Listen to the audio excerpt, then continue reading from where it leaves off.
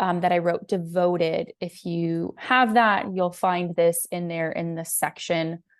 I believe it's in the section Devotion. It's called Holy Communion. And I'm sharing this because this is kind of what started the course for me on experiencing God in the mundane in my life and just like every facet of life. I found myself in my 20s chasing a lot of like big, grandiose experiences in search of meaning, gratification, acceptance. I mean, I'm sure I could go down the list. I won't go too far into that. But what ended up happening towards this last year or two is learning to stop chasing grandiose experiences and become the grandiose experience in my home.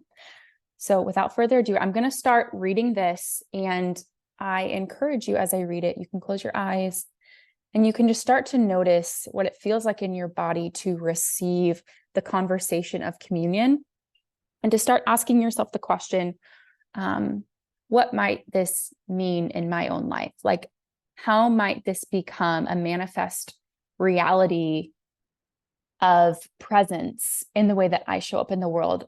My life is not going to look the same as yours. Like the way I spend my day to day, it's not going to look the same. I don't expect that.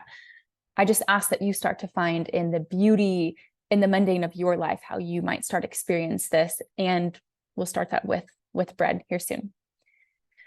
Okay, so this is called Holy Communion and the Divinity of Homemade Bread. The nature of a woman, by not only birth, but even before birth, her holy creation is to be of a divine helper. Similar to the Holy Spirit, the divine helper is purposed by God. The Holy Spirit is submitted to Christ. I am submitted to him, my partner, and the King.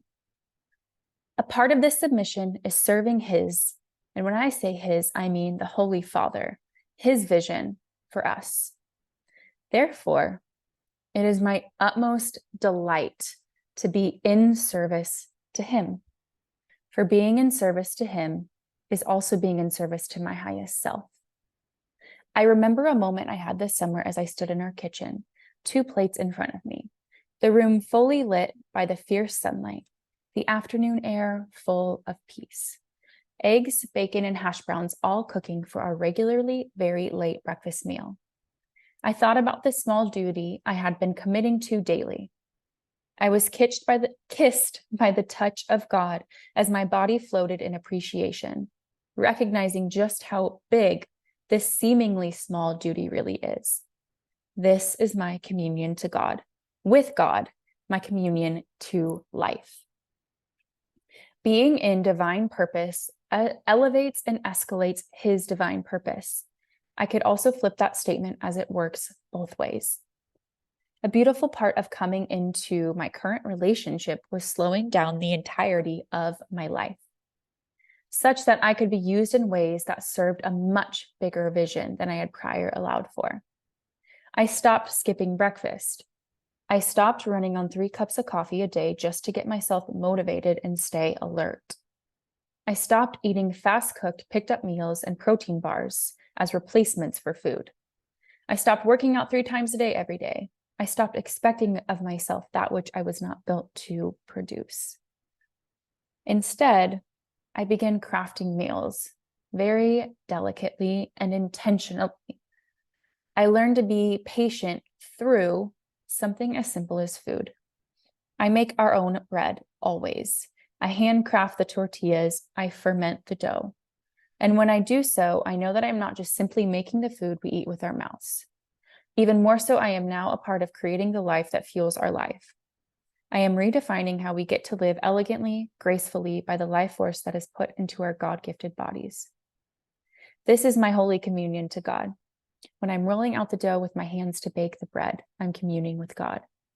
When I'm standing next to the sizzling bacon, cooking the daily breakfast, I'm communing with God. When I'm pouring his cup of afternoon tea with honey, I'm communing with God. When I'm rubbing his feet, I'm communing with God.